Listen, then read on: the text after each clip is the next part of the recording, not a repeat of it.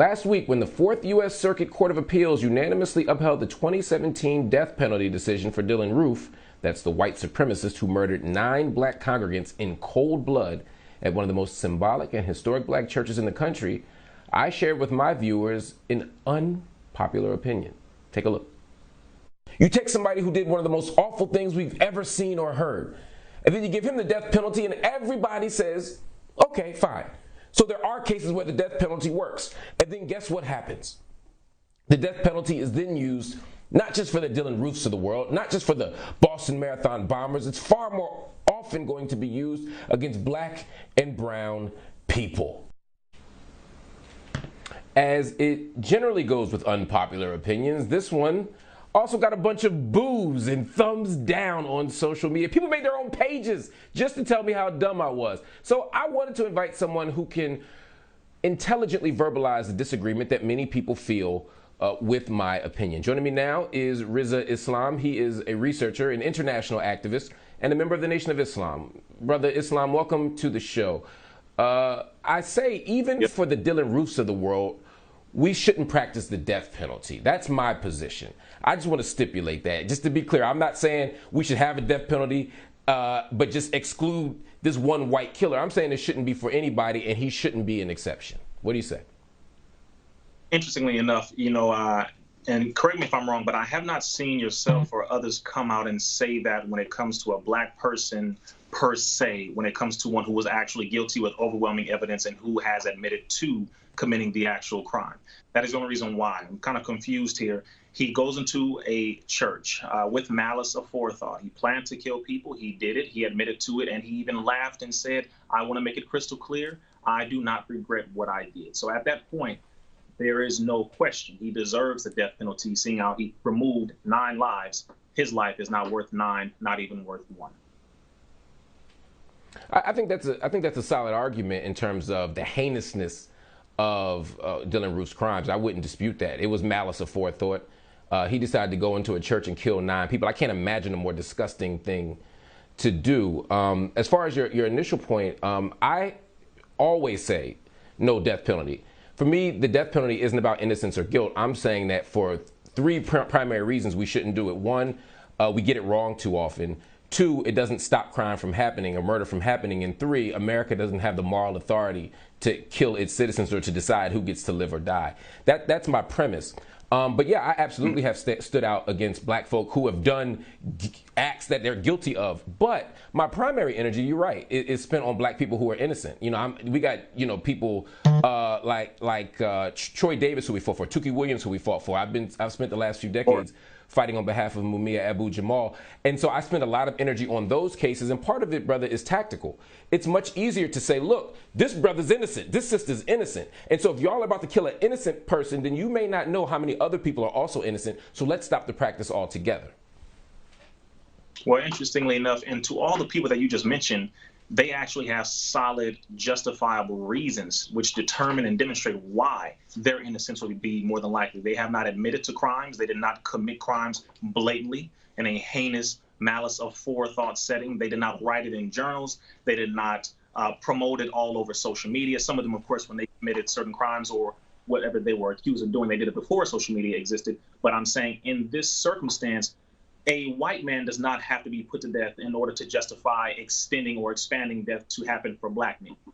They do that, period. They kill us, period, because we are black men in America. That's why they do it. We are guilty until proven innocent, rather than innocent until proven guilty in America by virtue of our skin color alone. They believe, and they have put in books, they have put in laws, they have put in propaganda that the black man is inherently evil, inherently wicked, inherently insane. He wants to kill, he wants to rape, he wants to murder. So that is how they have foisted this type of characteristic and how they have mischaracterized us generally. But I don't believe that this individual serving for the actual crime that he committed and falling into the penalty, which he rightfully deserves and that he admitted to, I don't think that's going to be used to then say, you know what, now let's put to death more innocent black people when we already do that. Long before Dylann Roof was born in 1994, we've done that. After his death, we're going to still do that. I don't see that correlating. I don't see that being a logical argument whatsoever. And I think that's why you received the pushback you did, because he is a blatant, admitted, open devil who did what he did. And because of that, there is no justifiable reason whatsoever, to keep him alive. There is no reason. He deserves the death that he has literally given to other people. The Bible says it, the Holy Quran says it, logic says it, science says it. You reap what you sow, you got what you gave, and what goes around comes around, and he definitely deserves what he dished out to others. So there's two things here, and I would disagree with you. I think my argument is logical, even if you disagree with it. My logic is that the government will use the obvious innocence of Dylann Roof as a pretext for saying, look, there are some crimes that are so heinous and so obvious that you deserve to die.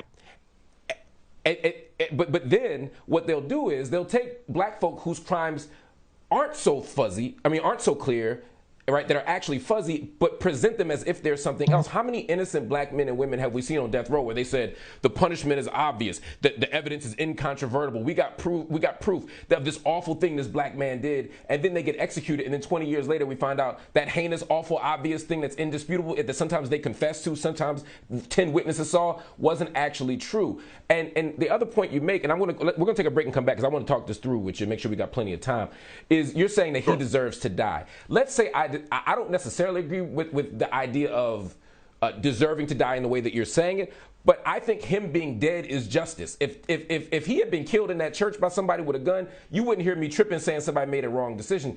The question for me isn't whether or not he deserves to die, it's whether or not the American government has the authority to make that decision. If you're talking about Qurans and Bibles and science, even if I decided to say let's appeal to that for law, which I don't think we should, those scriptures don't say to trust Pharaoh's government. It doesn't say to trust the evil government. It doesn't say trust the Roman state to decide Jesus' punishment, right? The point here isn't whether or not the person is guilty. The question is who has the power to dispense it. And this isn't just a philosophical argument for me. In fact, let me pause here because I don't want to talk too much before the break. I want to hear want you to engage with me. Stay right here, people. Rizza Islam is in the building. We're gonna talk about a lot of stuff here. Take a quick break. We'll be right back. Welcome back to Black News Tonight. I'm continuing my discussion about the death penalty in light of the recent decision to uphold capital punishment for white supremacist killer Dylann Roof.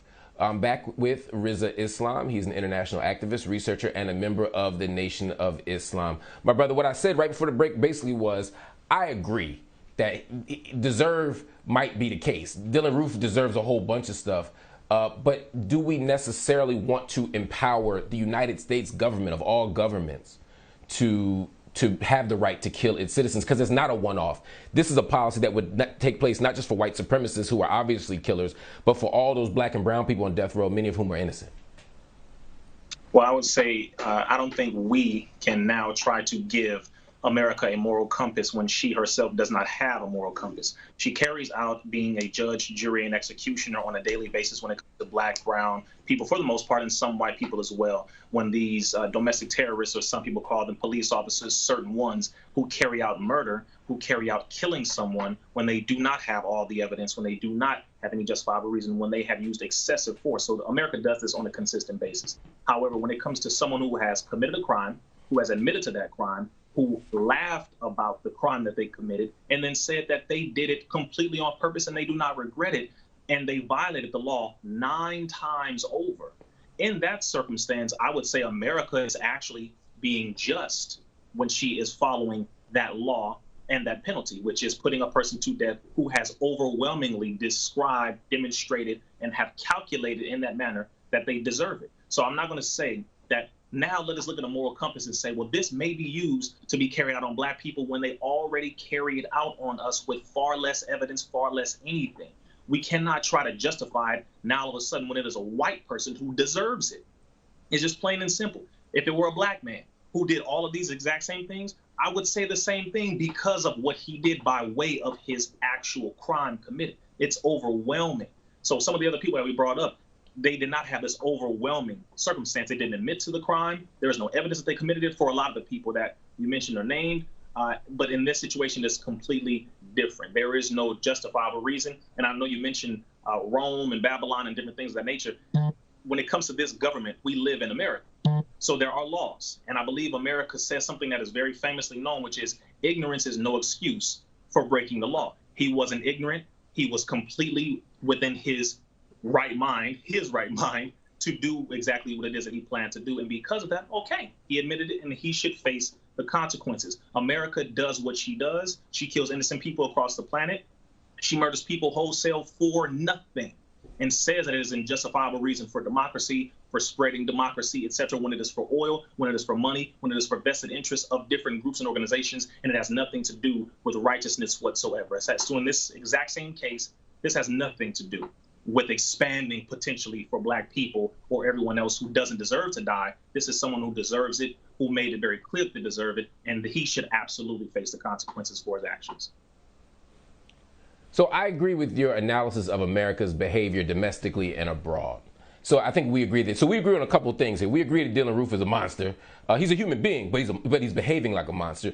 We agree that that America doesn't have moral authority and doesn't have a moral compass. That America moves in its own best interest as a nation. We agree on that. My concern, and I agree, you should follow the law. My argument here isn't that we should change the law for Dylann Roof. My argument is that as a nation, we should commit and fight to change laws. In the same way that in the 50s and 60s, we fought to change laws. In the 2000s, we have fought to change laws to make them more fair, to make them more equitable. We fight to leave the world better than we found it. That's part of our struggle. Even our brother Malcolm X, when he decides to attempt to hold America accountable in international court, the goal is to finally make America accountable to somebody, like an international body, some authoritative body for its behavior. So we're constantly trying to fight to make a wicked system a little more bearable for everyday people. So I'm with you on that. And one of the things we've been successful at in the last 20 years has been to move the death penalty away. And here's why I'm concerned about keeping a death penalty on the books at all. Because I know people out there say just what you just said. Look, there's some extreme cases where guilt is indisputable, whether it's the Boston Marathon bomber, whether it's Dylann Roof. We know this person did it. Again, I would just repeat that some people had the same certainty about Emmett Till. So I'm always concerned about this idea of legal certainty when it comes to folks, especially when it comes to Black folks. So I don't want the precedent on the books at all, even for white folk. Not because I give a damn about Dylann Roof. I'm just saying because of that. But the other piece of it for me is that the death penalty is often used against Black people to get them to plead to things they didn't do. You know how many brothers and sisters have gotten railroaded and they say, take this plea. Most of these court decisions we see both in state court and federal court, it's not a court of trials, it's a court of pleas. They go to you and say, look, if you don't take this deal, you might get the death penalty. If you don't take this deal, you might get life. And as long as the death penalty is dangled, a lot of Black people who can't afford representation, who are facing racist juries, they end up taking a plea because they're scared of getting executed by a wicked state. So by taking the death penalty off the table, we also give Black and brown people a better chance of fighting their cases. So you feel free to respond to that, but I also want to ask you a very specific question. If you knew that taking Dylann Roof off of death row would save the lives of Black people on death row, if you were certain of that, would you be willing to take him off of death row, or would the principle be bigger than that particular issue? Well, to respond to the first thing, I would say, because in that case, which you're talking about, for example, you brought up Emmett Till. Emmett Till did not admit to raping anyone. Emmett Till did not admit to doing any of the things that they accused him of. Emmett Till did not admit to any of that. He was profiled, he was taken, he was beaten horrifically beyond recognition. And then his mother wanted the casket to be held open so that everyone could see exactly what this system does. That was a completely different circumstance. Carolyn Bryan Dunham, who was a devil, the one who lied, later on, I believe it was a few years ago, came out and admitted that he did not do what she accused him of doing. So that is a completely different circumstance. This individual, Dylann Storm Roof, did what he did, admitted to doing it, planned it, wrote about it, posted about it. He did everything to let everybody know, check this out, I did it on purpose. I killed 9 folks. I left 3 alive to let everybody know, to tell the story. Yeah, I laughed at them when they forgave me. I didn't even ask them for forgiveness. What's wrong with them? He is a blatant, pure devil. He did it. Period. And if anyone else of any color, shade, religion, ethnic background did the same exact thing, then I would say they deserve the same penalty. However, to your latter point, when it comes to whether or not saving the life or preventing him from being on death row and just having a life sentence or 9, 10 life sentences instead, if that would help to save the lives of Black people. Well, of course, in that type of instance, I would have to say yes, but the likelihood of that happening, I would say, is slim to almost 100,000% negative zero. So I don't think we can even try to bring a comparison. So obviously, yes, of course, in that situation, because my first concern is our people, and then second is all of humanity after that. But no, he's they don't give a damn about, saving black folks when it comes to this one white person. Well, if we take him off of death row, we'll give you 5 black lives. No, that's not how it goes. I like the way that you brought that up, though. That analogy was nice, but that's not realistic. Well, I think it is, my brother, and I'll tell you why before we go. I'll tell you why, and I'll give you the last word. It's not that I think that they want to make a trade like it's the NBA or something. What I think is that the United States government is far more willing to execute black people than white people, and far more willing to execute poor people than middle class or wealthy people. And if you're poor and black, and the odds are completely against you. I think we agree on that point. And what I'm saying is that the government wants to continue to have a system that executes black people. And they are willing to dangle one random, obviously guilty white person in front of us at a moment where people are against the death penalty, so that people go, oh yeah, we do need that. That's what I'm saying. I'm saying the same government that's willing to do a Tuskegee experiment, the same government that's willing to settler colonize the entire country and wipe out native populations, the same country willing to enslave African people, that same government that did COINTELPRO, that same government that was committed to killing Dr. King, that government is absolutely willing to maintain a system of capital punishment for population control, for executing people who aren't guilty, and for criminalizing black and brown people, and for maintaining a broader system of prison. That's what I'm saying. And to me, Dylann Roof becomes low-hanging fruit. They'll throw away a poor white Dylann Roof so that they can continue to kill us? Absolutely. And to me, what I struggle with is how people, like a brother like you who has a brilliant analysis of the state, a brilliant analysis of the American government, would want to cede that kind of authority to the government, knowing what they do. And I get your point that they're going to do it anyway, but I'm saying we can resist, we can fight it, and we can win, because that's what black people always do. What do you say? I'll give you the last word. Well, on that point, I would say beautiful statement, beautiful analogy. The difference is, of course, black people's lives are not dependent upon white people's lives being saved. This government is only under the authority of God, and that is who they are supposed to submit to. They don't even submit to the world court. America does not submit to those dealing with the Geneva Convention. America does not submit to, when it comes to international powers, the United Nations, and it is a joke to them, which is why America withdrew from the United Nations Human Rights Council, because she was committing blatant human rights violations. She said, well, because the United Nations is corrupt. No, all of them are corrupt. So at this point, it is not a circumstance where, well, you know what, maybe if we prevent this life from being taken away, but just put him in jail for life, that will help us to curtail or prevent other black people who will potentially more than likely be innocent from losing their life to a death penalty. I like the theory. However, in reality, if a person has committed a blatant wrong at such a high level, he is not low-hanging fruit. That was a mass murder. That was a heinous, horrific act. That was blatant. It was a neo-Nazi, white supremacist, anti-black racist murdering spree that he committed, and he bragged about it. At that point, you are not low-hanging fruit. You are at one of the highest levels, just like his ancestors were. So at that point, he has to be made an example of by him actually, because in this position, America got it right. That's the difference. This case, they got it right. Other cases, a lot of the times they get it wrong. But in this case, they got it right, and it has to be exacted, not because they have the authority, but because it is right. It is a wrong being righted. It's not about, oh, white and black in this situation. It is about right and blatant wrong.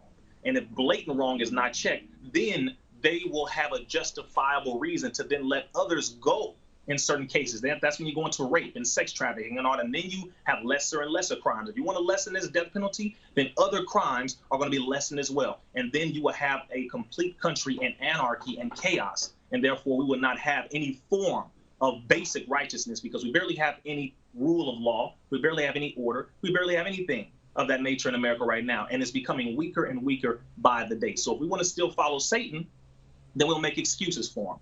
But if we want to actually have a level of righteousness, as God does say in all holy books and in logic, then when it comes to certain situations like this, to exact the judgment and punishment, not because of America's authority, but because of what is right, then that is something that I believe will give an example to the rest of the world that, okay, they are doing what is right. Whether he was black or white, this crime definitely deserves that punishment. All right, my brother Rizza Islam, thank you so much for joining me. I love the conversation, and you got to come back because I know we got some COVID vaccine debates we got to have. People keep telling me we got to have it, so we're gonna have that. But I'll make sure you come back real soon so we could do that. Everybody, make sure you join the conversation as well. We want to hear from you. Head over to our BNC Instagram and Twitter pages. Let us know how you feel. Go to BNC News handle. Also visit our website bnc.tv and subscribe to our YouTube page. You can check out clips from the show, including the debate you just saw.